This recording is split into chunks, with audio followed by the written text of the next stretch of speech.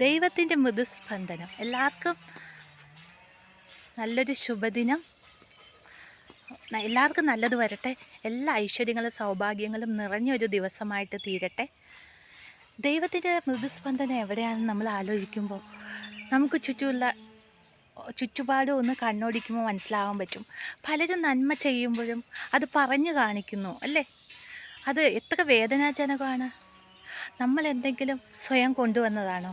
നമ്മുടെ കൊട്ടാരങ്ങളും നമ്മൾ പുണർത്തി നമ്മുടേതെന്ന് പറയുന്ന പലതും നമ്മളെ ഉപേക്ഷിച്ച് ഇവിടുന്ന് പോകേണ്ടവരാണ്.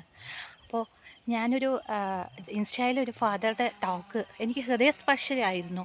കാരണം ഇടത് കൈ ചെയ്യുന്നത് വലതു കൈ അറിയരുത്, വലതു കൈ ചെയ്യുന്നത് ഇടത് കൈ അറിയരുത്. പക്ഷെ നമ്മളൊക്കെ ഓരോരുത്തരുടെ ഹൃദയങ്ങൾ പരിശോധിക്കുമ്പോൾ മനസ്സിലാക്കാൻ പറ്റും, നമ്മുടെ അനുഭവങ്ങൾ മനസ്സിലാക്കാൻ പറ്റും. ആരെങ്കിലും എന്തെങ്കിലും ഹെൽപ്പ് ചെയ്ത് ഞാൻ നിനക്കത് ചെയ്ത് തന്നില്ലേ, അപ്പോൾ എനിക്ക് നിന്നിൽ എക്സ്പെക്റ്റേഷൻ, അത് വിത്തൗട്ട് എക്സ്പെക്റ്റേഷൻ നമ്മൾ ഒരാളിൽ നിന്നും ഒന്നും പ്രതീക്ഷിക്കാതെ നന്മ ചെയ്യുമ്പോൾ അവിടെയാണ് ദൈവീക സ്പന്ദനം. അപ്പോഴാണ് നമ്മുടെ ജീവിതത്തിൽ വഴികൾ തുറക്കുക, നല്ല വഴികൾ, നന്മയുടെ വഴികൾ. നമ്മുടെ സാമ്പത്തിക മേഖലകളിലാണെങ്കിൽ, ആരോഗ്യ മേഖലകളിലാണെങ്കിൽ പുതിയ വഴി തുറക്കണമെങ്കിൽ നമ്മൾ ആർക്കും ഒന്നും പ്രതീക്ഷിക്കാതെ നന്മ ചെയ്യണം. അവിടെയാണ് ദൈവമഹത്വത്തിൻ്റെ മൂർത്തിഭാവം.